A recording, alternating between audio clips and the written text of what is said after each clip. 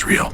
Wait, you're saying that 3I Atlas actually passed Mars in early October, the same time the ancient Sumerians said it would? Yeah, and it's not some vague prophecy either. They literally carved it in stone. About 3,000 years ago, they made star maps showing a dark object from Sagittarius swinging past Mars and looping inward. That's exactly what happened. Hold on, how would they even know that? I mean, how could people that long ago predict something like this? That's the part nobody can explain. Either they had some insane level of astronomical knowledge, or someone told them. You mean the gods they kept writing about? Maybe. Some researchers think those carvings were like a message, something meant for us to notice when the time came.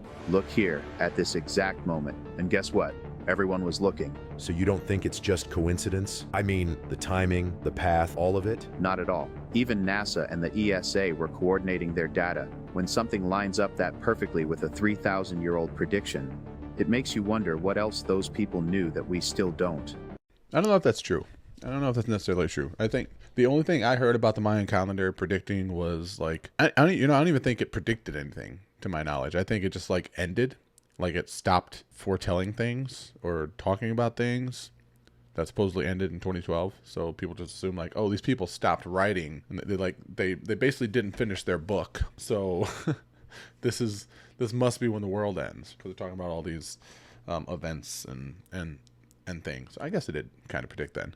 So I guess they're talking about all these different events and things that are happening, and then they just stopped writing about them one day. So they like the world assumed that the world's going to end for anybody that's not familiar with the 2020 or the 2012 panic Mayan calendar thing. But we're still here. God save us. Because Little Nas, I'm disappointed how you could publicly admit this. No one else is talking about this video. 99% of you won't be able to stomach this. And this proves that we need God more now than ever. This is different. What I mean is, a huge proportion of his stardom came from his sexuality. Does he have a great personality? Is he talented at music? But something that is interesting. Why did he come out with those Satan shoes? Swept under the rug. Why did he have demonic symbolism? Swept under the rug. And this almost got swept under the rug, but not anymore. Because this goes way deeper. Meaning that his whole track record, everything that he's done, has led up to that same demonic symbolism. Time and time again. Not to mention that he publicly announced that he's not even gay in the first place. So the same thing that made him, destroyed him. The same thing that he pushed speaks a lot about society, Hollywood, and what's being worshipped. Oh. He's gay. He's gay as fuck. I don't care what he said. And honestly, dude, it's all just controversy, right? Somebody that comes out like that and just like immediately like leans into just like really heavily the cool thing at the time, right? Like everyone's gay all of a sudden. Everyone's trans all of a sudden, right? I'm not saying it's not a thing for people, but I'm saying like it did become very trendy. And I think a lot of people just kind of jumped on the bandwagon to like be accepted. They're like, oh, this community will accept anyone. I don't feel accepted. These people will accept me. Oh, I'm a chick today because I played with Barbies when I was 7. Like, no, you're just a 7-year-old boy that liked playing with Barbies. I played with Barbies.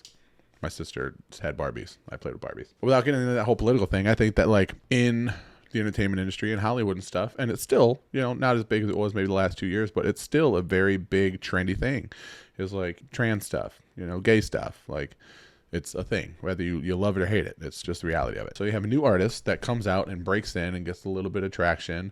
Okay, what can I do to stay relevant after my one hit? How can I not be a one-hit wonder? Okay, I'm going to lean into the basically social tidal wave of social justice and, LGBTQWXY MTV, whatever the fuck it's called. Just really lean heavily into that, And then, okay, now how can I be more controversial and how can I stay relevant more? Oh, I'm going to do taboo, scary fucking satanic symbols and shit. Like, I mean, that's been happening since Alice Cooper. Alice Cooper, Marilyn Manson, Motley Crue, Slayer, Cannibal Corpse, Venom, every black metal band that's ever existed, all the way to like rappers and shit now. That's just what happens. It's controversial. It gets attention. It gets bad press, which is actually kind of good for, negative press is actually kind of good for extreme musicians, like, because it's controversial and people like flock to that shit. They're like, oh, this person's a pioneer. It's cutting edge. Like, I think it just really comes down to that, man.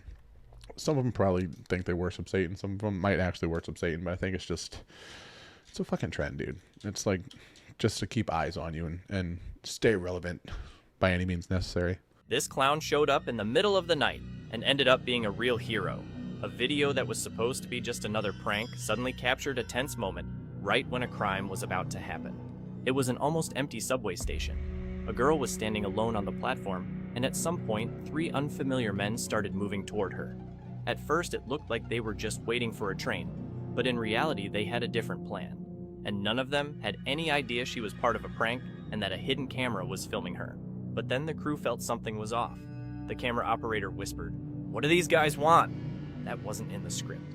The girl was clearly scared, slowly stood up, and started edging farther away from the station area. One of the sketchy guys headed after her, and that's where it gets wild.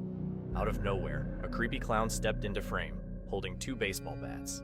He planted himself in front of the guy and just stared him down. That's when the men really panicked and bolted, like they'd just seen the devil himself. A lot of people assumed it was all staged, but even the creators of the video confirmed it was real and that the girl was genuinely in danger. That's fucking tight. Dude, my face is so dry. We got like a cold front down here in Florida, and everything is just fucking itchy and fucking dry. Ugh, lotion's not helping. But that's fucking sick, dude. I love that shit. First of all, I love Halloween and creepy shit. I was a psycho clown last year for Halloween. It was pretty awesome. I like going as like bloody, ravenous, purge psychos. Like, I don't know, just it's fun for me. Anyway, good for that guy. Good for them to see that something was going on, something was wrong, and for, you know, thankfully the prank involved a creepy clown with weapons. You know, it could have gone very, very badly if it was like, if all he had was like a pie. Just gonna pie the guy in the face. Leave her alone. We have new information on the Boogasphere found in Colombia. There are glyphs, and what they say, you're going to want to find out. Booga energy. Oh, gosh. Speaking of the Boogasphere, What? there's a video from Hami, or sorry, is it Hami Masan? Hami Masan. Who it is? Ami Masan. He's the guy that's basically the Mexican. He's the one with the mummies. Oh, Hami yeah, Masan. Yeah. Do we still believe those? Or Wait, the fake one or like who is this? Both. Okay. Yeah. But Jesse Michaels went and interviewed him and stuff when he was down there. Cool. Yeah. And the what are the mummies called? Golly, I'm blanking. Starts with the I don't know. A. Oh, golly, I'm blanking. Same, dude. I It don't. doesn't even know. matter. The mummies don't matter. Hami Masan. Mummies don't matter. But apparently, when this comes out, I don't know when it was. What's today? October 14th. This whole story, I love it. Yesterday, he came out with a live video from Mexico City talking more about the Boogasphere because he's in control of the Boogasphere. Mm-hmm. And him and I'm so mad that I did not write any names down. I'm blanking. Do you need time to research it real quick? No. Okay. But they did the carbon dating on the Boogasphere. Yeah. Okay. And there was like this resin on the Boogasphere, and they took samples of it. They brought it to the University of Georgia where they ran tests and stuff. And the tests came back that the resin on this Boogasphere was 12,560 years old. Really? That's what it said. Sure. And we know that's all correct all the time. Yeah, and they said the makeup of the ball was aluminum mixed with rare earth metals. Okay. So just a weird Mixture. compact thing. Yeah. But he said when he first got the Boogasphere, it weighed 2 kilos. And he says today it weighs 10 kilos. What? What is a Boogasphere? We Do talked you remember about this thing? It's the spooky critter. It's a this that they found it in Booga, Colombia. I remember. Yeah. Remember Booga Yeah. Booga? when I saw it too, I was like, it all came Booga back. Booga. Oh yeah. This part How is it growing? it's not growing, it's just becoming more dense. That's what I'm saying. Like, but like Yeah. it's growing in weight. Yeah. That's bonkers. Yeah, and this is what's cool about Hami, right? I hope I'm saying his name right. Yeah. It's like Jamie, but the Spanish version. Yeah. Hami. Amy? Hami. Ami? He said any scientists, any credible scientists, they're allowed to come and examine the Boogasphere and take tests or do tests, samples, as long as they don't damage the Boogasphere. So Sure. it's an open invitation. But apparently, I saw from this guy on TikTok, hallucination hippies, which Very Take that or credible. leave it. take it or leave it. But he said that with that video, which I couldn't watch the whole video, but they talk about they were able to decode some of the stuff, the language that's The on top glyphs. Yeah.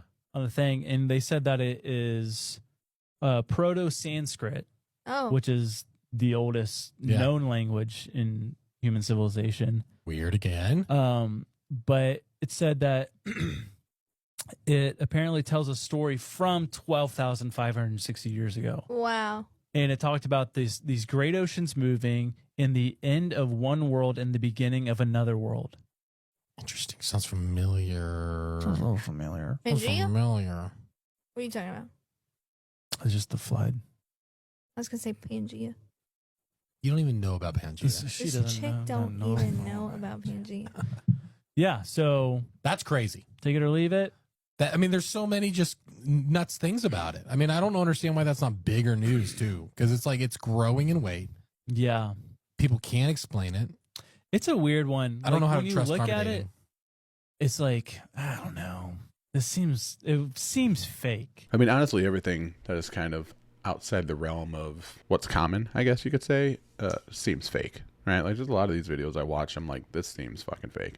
I think there's a good chance that some of it is real, but still, like, just going in with just, like, the mainstream knowledge and what we're told and stuff, like, our initial knee-jerk reaction is to, like, just deny it and question it, like, that's not right. That's not what I heard, right? That's not what they taught me in school. So yeah, everything seems fake, but when you kind of get past that speed bump, that like mental speed bump of immediately pushing away anything that's like unfamiliar, I feel like it opens you up to a lot of things, not just like accepting possibilities for like conspiracy theories and stuff, but also like, you know, being more open to having conversations with somebody with maybe a different political opinion or, you know, different background or different, you know, worldviews and things like that. I think just like opening your mind and being receptive to understanding things that you don't already know, like actually like talking to someone and listening to learn, not just listening to wait your turn to speak, do a world of good for everybody.